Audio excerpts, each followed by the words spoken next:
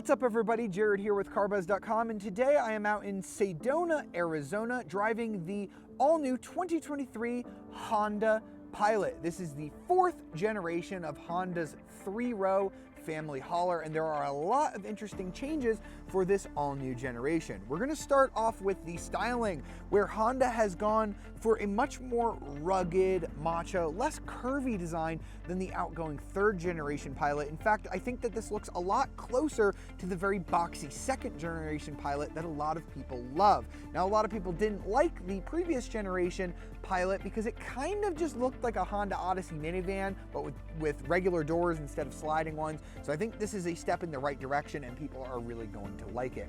We've got this very large frontal gear, or this is the Elite trim that we're looking at, which is the top model. We've got full LED headlights on every model, which is quite nice. We've got 20-inch wheels here on this top trim level that look quite nice. We also have this gray color, not my favorite, but definitely fine for something like a Pilot. You can see that we have this more upright styling here. They've painted the C-pillar, and I think this has like a nice cool angle to it, along with our roof rails up here. Here in the back, you can definitely see that this Pilot is longer, wider, and just, again, a lot more aggressive than the outgoing generation. We've got these big chunky taillights down here. It'll let you know whether or not you have all-wheel drive, which does come standard on the Elite trim, and then you have which trim level over here on the other side of the tailgate. All right, so now let's check out the cargo space, where this new Pilot is much bigger than the model it replaces, and in fact, the cargo room in this is nearly class leading. I think that the Chevy Traverse is maybe the only thing that competes against this that's a little bit bigger. You get a ton of storage space. So here behind the third row, you can get between 18.6 and 21.8 cubic feet of storage, and I think that the difference there is how far you kind of fold back these third row seats, because as you can see, there is a pretty big difference between how far you can recline them. You also have some nice storage underneath the floor. Honda has taken a page out of Acura's book with the MDX. You have this nice carpeted area here that you can lift up, and as you can see, it's quite deep. I have my whole backpack in there. You can remove this as well if you just don't want the storage in there, or you can go ahead and flip it, as I do this with one hand to show you how easy it is to do. And now you have this plastic surface, which is much easier to hose down. So if the kids are going to put their muddy soccer cleats or something back there, this is the surface that you'd want to use. You can also fold down the third rows fairly easily with one hand using these pulley tabs here that do have a little bit of Velcro to help make them easier to access. So you just kind of pull it, let it drop down, and now with the third row down, we're going to have between 48.5 and 59.5 cubic feet of space. Again, I think that just depends on how far you have those second row seats folded up or down, and as you can see, that is a really nice amount of space back here. Now, unfortunately, there is no way to fold down that second row from the third row, so we do have to go to the second row to go ahead and fold those seats down. But something cool that we have here is this little button right here. And when you push that, you're going to get this little light that means that when you have the key fob in your pocket, let's just say you're planning on picking up a bunch of stuff from back here and your hands are going to be full and you're not able to reach up and grab this height sensor. If you push that, it'll automatically detect when the key leaves the back area. So if you're walking into your house with groceries, and it'll automatically close the tailgate. So that is a really cool function from Honda here. So now I can show you how we fold down the second row here. So that is how you would get into the third row, or if I just pull this lever right here, it's going to head and drop these down. Now, like I said, not having the ability to do this from the trunk area means that you're going to have to walk all the way over. Now fold this one down, and then the middle one is going to go separately.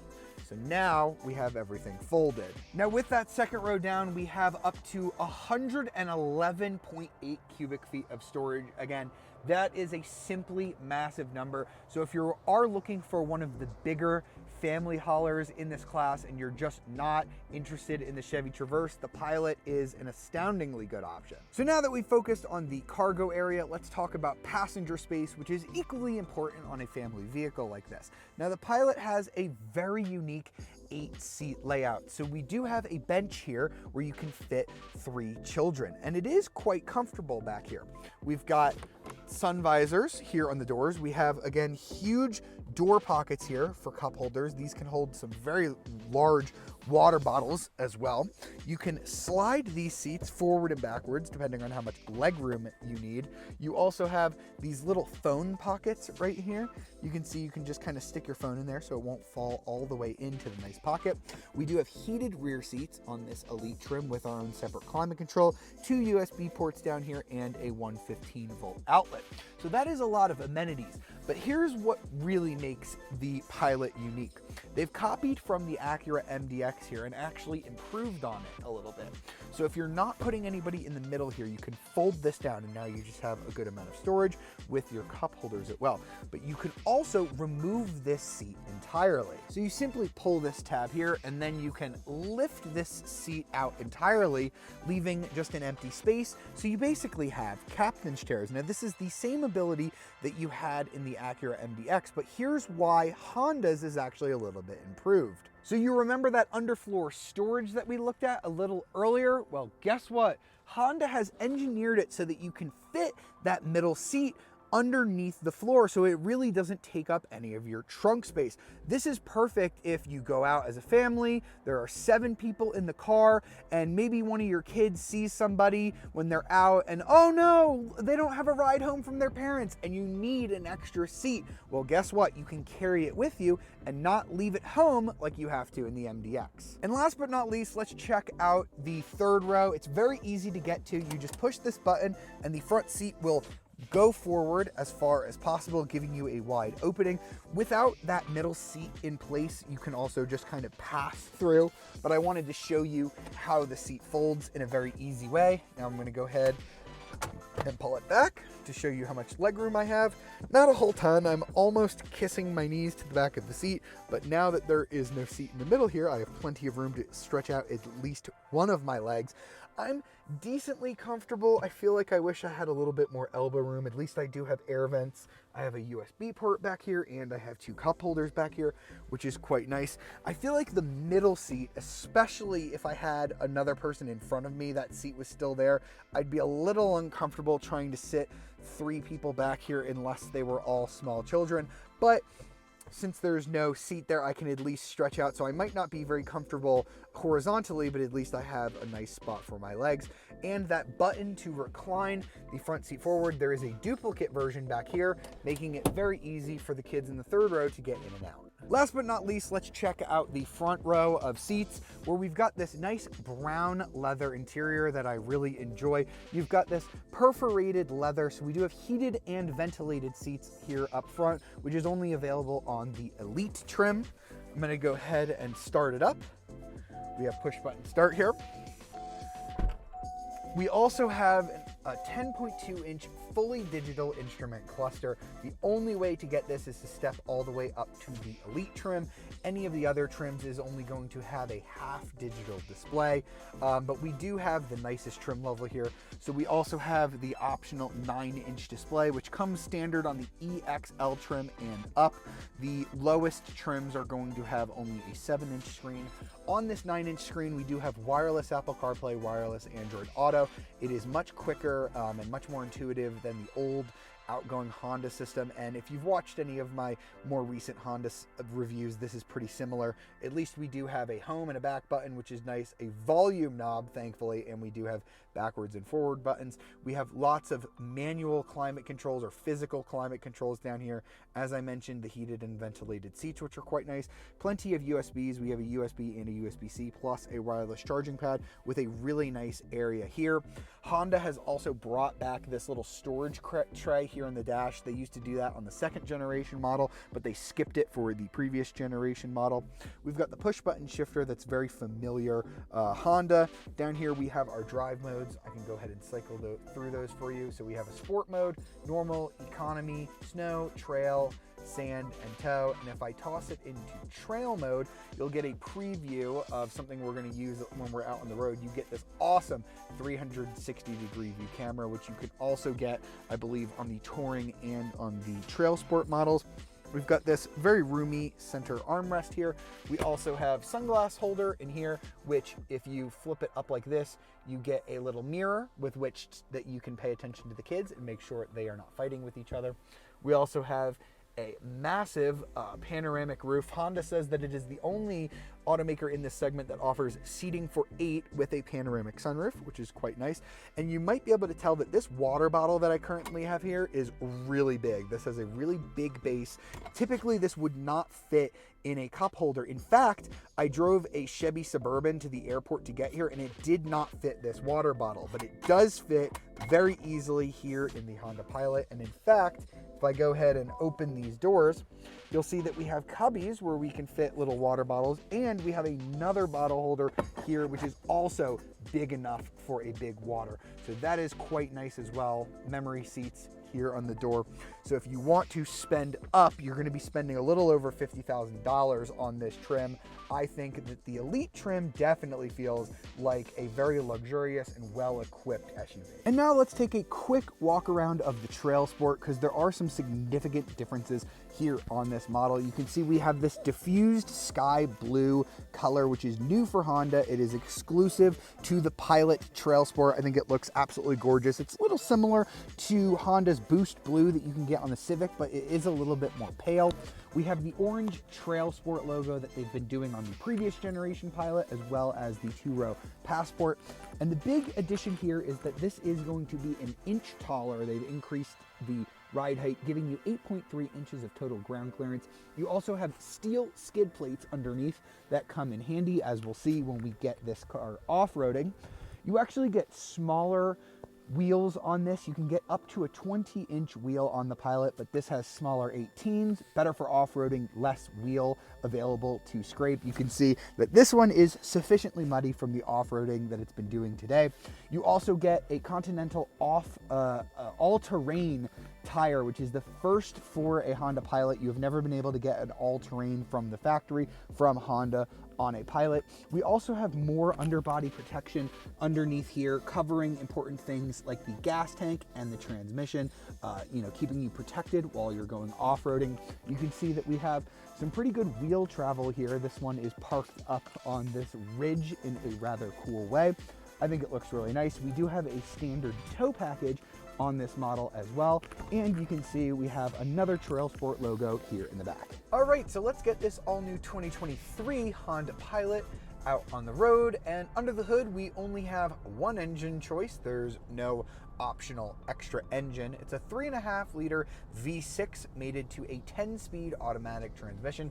Very happy about that last part, because the 9-speed from ZF that Honda was using on the previous generation Pilot was never my favorite, but this 10-speed automatic is quite good. And the engine is a 3.5-liter V6, just like Honda used to use on the Pilot, but they're calling it an all-new engine. It's actually a double overhead cam design, whereas the last generation was a single overhead cam, so that is a little bit of an interesting change.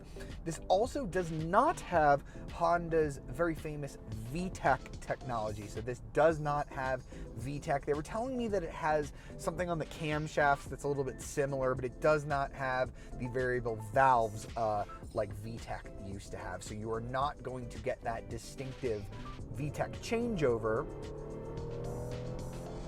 when you floor this engine, nor does it really sound like one of those old VTEC motors. It sounds all right, like a corporate V6, but it just doesn't have that beautiful, sweet sound that you used to get from a Honda V6 and that you still get from the Acura MDX. It does make really good power. It's 285 horsepower, which is very comparable for this class, 262 pound-feet of torque. It's the same whether you get it with front-wheel drive or all-wheel drive. This model that we have here has all-wheel drive, the Elite, as standard. You also get all-wheel drive standard on the Trailsport, which makes sense because that is the off-roading model.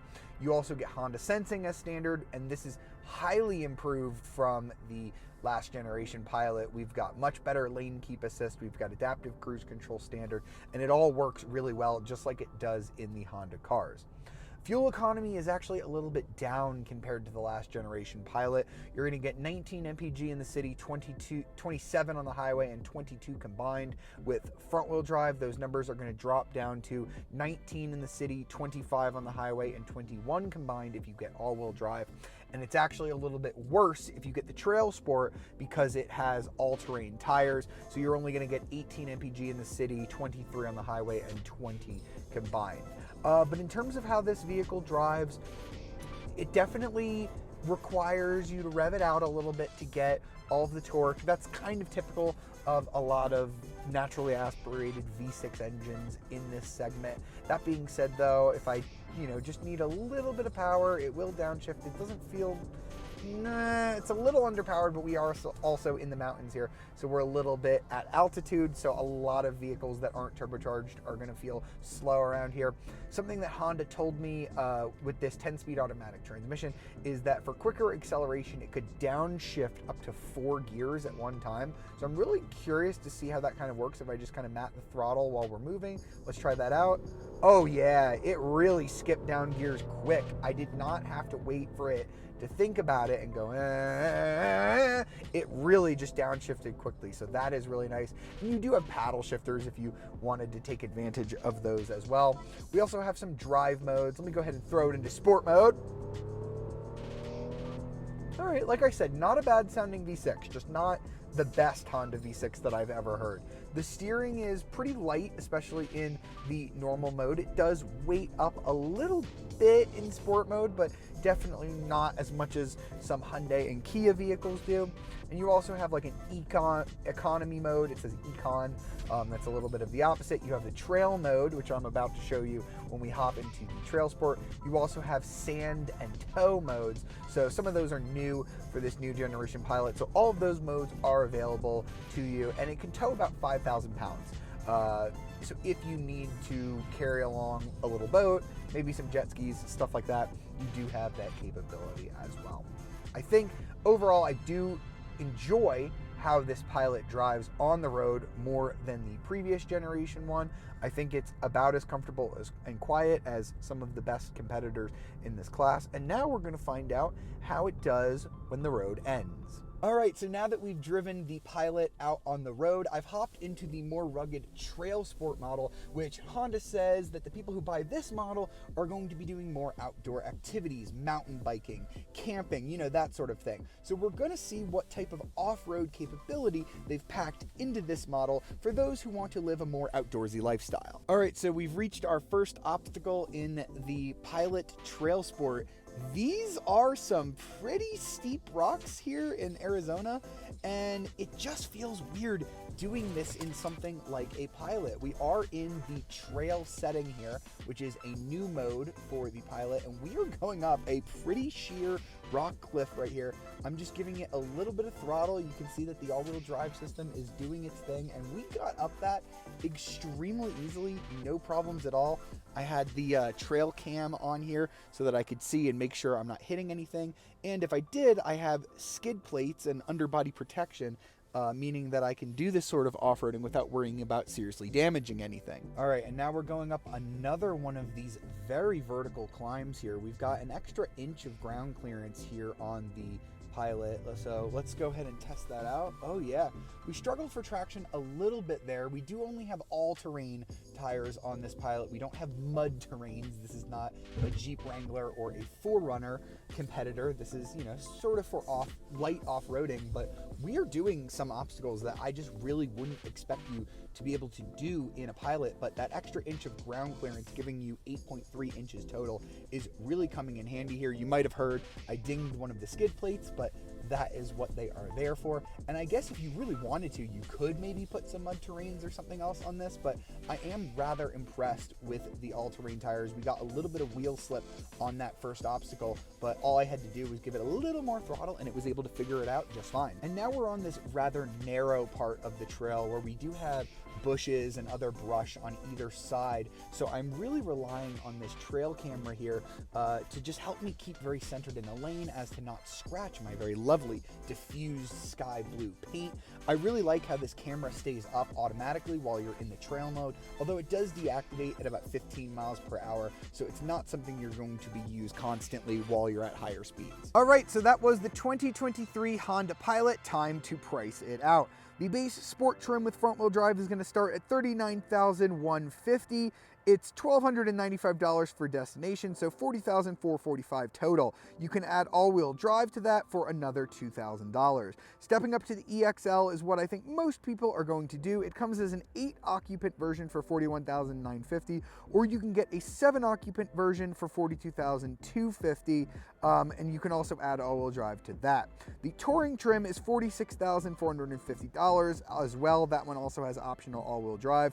The Trailsport is going to add all-wheel drive as standard for $48,350. You don't get quite as many features as you get on the touring, but you do get all of the off-road equipment, which is quite nice. And the fully loaded Elite trim that we've spent a lot of time with today is going to max out at $52,030. So if you're in the market for a affordable mainstream 3-row crossover, I think that the changes that Honda has made to the Pilot make it worth considering in this class. The Trailsport offers capability that I don't think you can really get anywhere else. I don't think that a Pathfinder Rock Creek or an Explorer Timberline will necessarily be able to match it, although maybe it would be close. In terms of cargo volume, the only thing that really beats this out is the Chevy Traverse. You actually get more cargo space than you do in the Kia Telluride and the Hyundai Palisade, which are some of my favorites in this class. In terms of price, it's a little on the high end, but you are pretty comparable to what you're going to be getting from other vehicles in this segment. So I do think that this all-new 2023 Pilot is a very compelling option. And if you've been waiting for Honda to go back to the rugged styling that made the first and second generations cool, and you didn't like the kind of curvy minivan-looking third generation, you're absolutely going to love this new Pilot. I really hope you've enjoyed this look at the 2023 Honda Pilot. For more videos like it, be sure to like, subscribe, and ring that notification bell to be alerted of our latest videos. And if you want to read more about the 2023 Honda Pilot, be sure to check out carbuzz.com. I'll see you next time.